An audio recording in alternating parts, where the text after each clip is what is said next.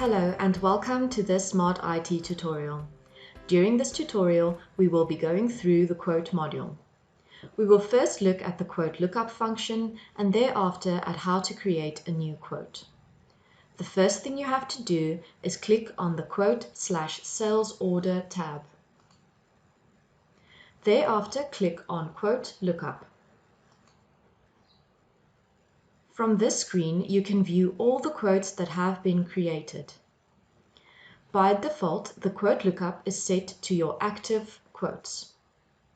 You can, however, change the lookup to display only the won quotes, in other words, those that have been converted into an invoice or those that have been lost, by clicking on these buttons at the top of the screen. You can filter out the relevant quote by using the blue filter bar. For example, by typing in the customer's name. This search bar can be found throughout Smart IT in the various lookup functions. When you've found the relevant quote, you can right-click on it, and from here you can either open the quote or print it. Another option is to simply double-click on the quote in order to open it up.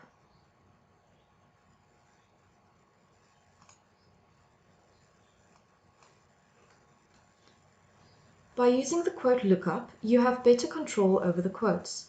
From the quote lookup, you can view the statuses of all the quotes at a glance and also filter it accordingly. We can now see that some of our quotes are on hold,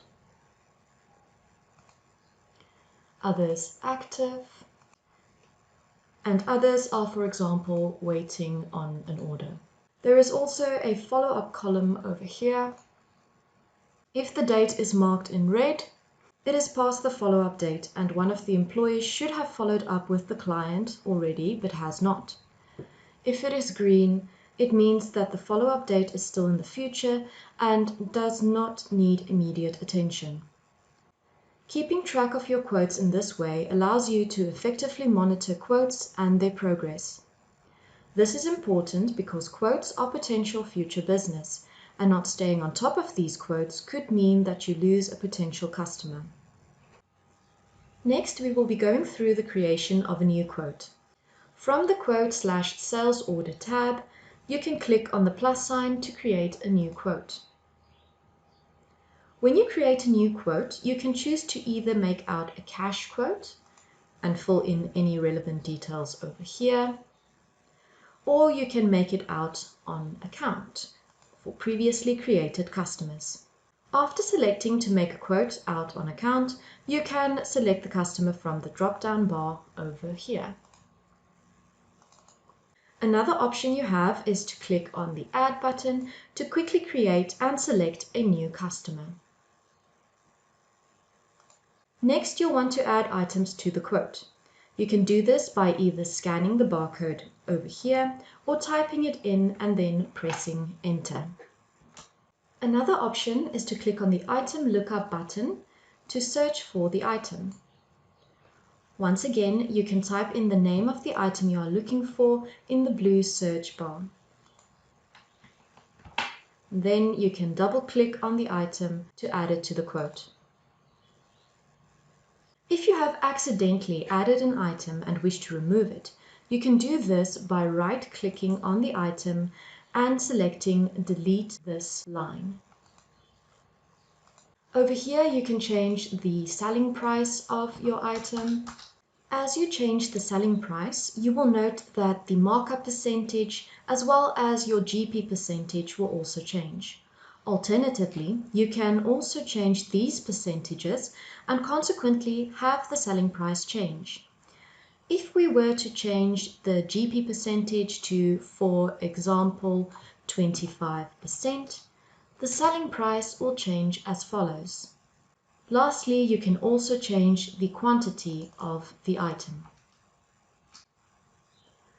Smart IT has strict security rights, which means that you can block employees from seeing cost prices, GP, or from changing pricing at all. Over here you can find the statuses that we saw during the quote lookup. When you click on the drop-down bar, you will find different pre-existing statuses that you can choose from. For our example, I'm going to select Waiting for Order. Please note, you can, however, click on this plus sign next to status to add a new status. The next step would be to either email the quote by clicking on the email button, or you can print out the quote. By clicking on this drop-down bar next to print, you can choose to preview the quote before printing it. Let's close the quote and go back to the quote lookup. You will now see the quote that you have just created will appear in the lookup. Here you can now see the follow-up date for this quote in green, as well as the status that we selected for this quote. Let's say that the client has decided that they want to proceed with the quote. You can double-click on the quote to open it up again. There are various different transfer options depending on how you decide to proceed. Click on the arrow next to the Transfer tab to take the appropriate action. You can transfer the quote to a sales order, which is useful if you are waiting for stock, or you can transfer it to an invoice. If the quote has to do with a repair that needs to be done, you can transfer it to a job card. Sometimes your customer might require the quote to be in the form of a pro forma invoice or an estimate.